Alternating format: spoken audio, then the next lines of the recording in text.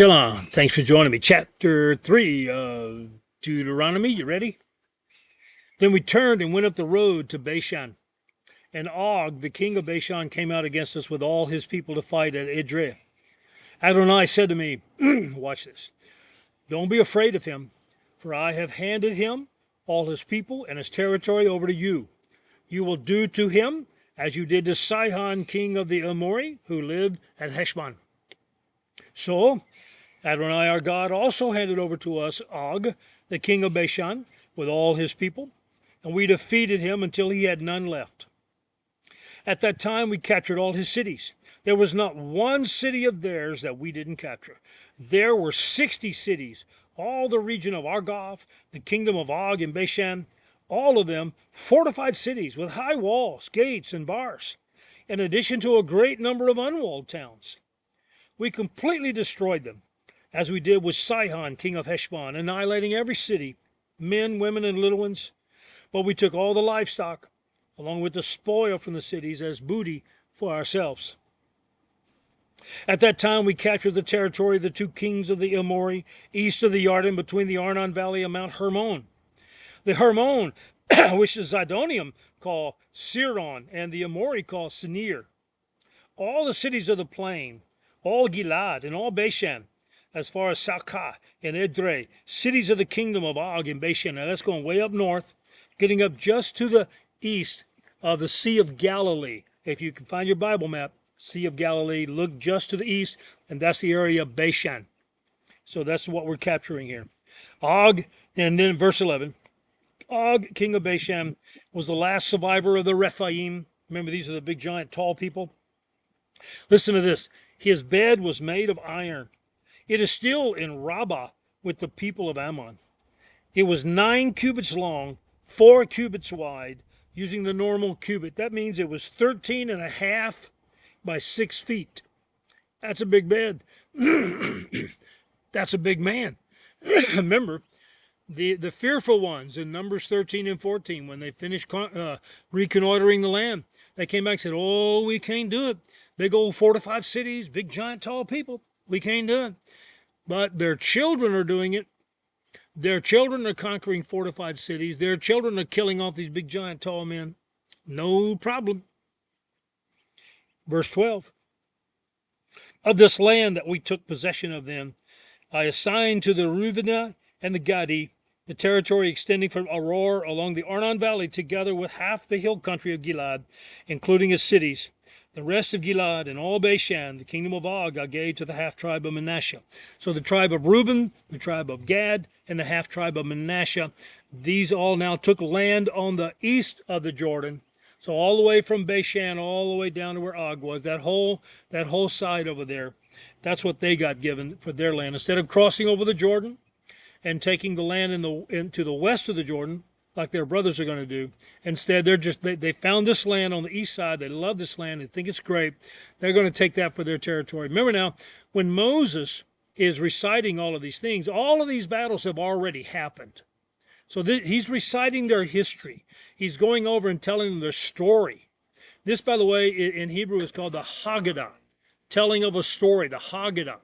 Whenever Jews get together and celebrate the Passover, they read the story. They call the Haggadah. And they read the story of how God led them out of Egypt and gave them this new land, the Haggadah. And so this is what Moses is doing. He's giving them a Haggadah. He's giving them the story. And so this is where we are. Okay, we're at verse, where am I? Verse 13. The whole region of Argob, together with all of Bashan, form what is called the land of Rephaim. Yair, the son of Manasseh, took all the region of Argob as far as the border with the Geshurah and the Machati. He named this whole area, including Bashan, after himself. It remains Havat Yair to this day, which means when this was written down, the name of that town was still in existence at that day. When Moses is reciting this story, these have already been conquered. So this is important to know. This is the past tense stuff. Then verse 15, I gave Gilad to Machir and to the Reubeni and the Gadi, to the Reubenites and to the Gadites.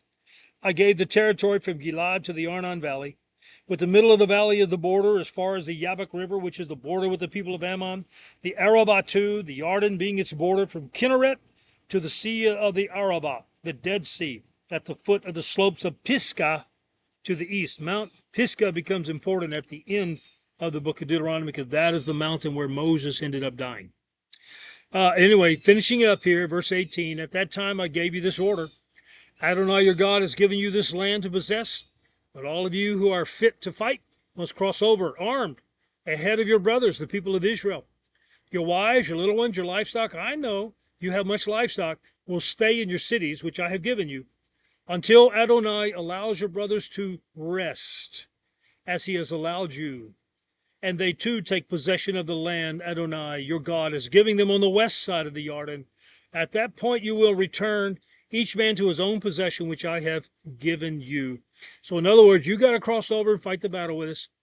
When we have been given what is called rest, which means when we've conquered the land and we don't have any more enemies to fight, that is a kind of rest. And by the way, in Hebrew, that's the word Sabbath or Shabbat. That's why in the book of Hebrews, it describes how Joshua gave the people rest, but it wasn't a good enough rest, that there's a better rest that Yehoshua, Jesus, the other Joshua, the second Joshua, because his name Jesus is Joshua in Hebrew. Yeshua and Yehoshua are the same name, so this is the first Joshua fighting the battle, giving them rest, but it isn't a permanent rest. The better rest is the one that Jesus gives. When you say yes to Jesus and you get born again, you rest from trying to earn your salvation. You rest in faith in Jesus. You are born again. That's a free sermon right there. No extra charge for that, right? All right, and then verse 21. He said, also at that time I gave this order to Yehoshua. Your eyes have seen everything that Adonai your God has done to these two kings. Adonai will do the same to all the kingdoms you encounter when you cross over. Don't be afraid of them, because Adonai your God will fight on your behalf. Hang on to that.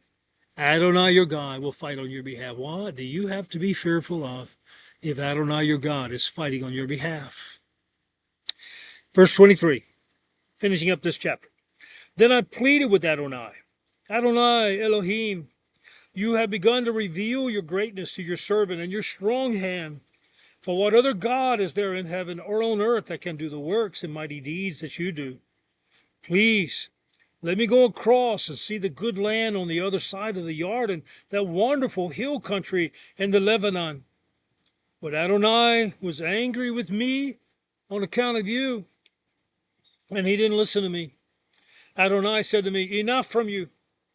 You ever had your mama, your daddy say, enough, shut up, that's it, had enough. Well, here's God telling that to Moses. Enough.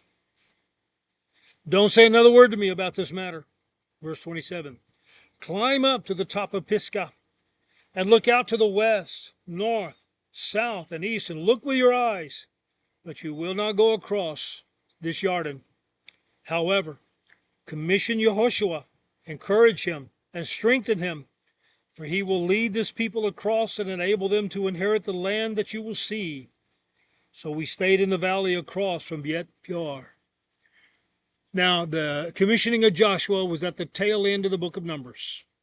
And so again, remember, as Moses is saying all of these things, these are past tense things. He's reciting their history, and that's what I want you to understand. Now, next video will be chapter 4. Hang in there.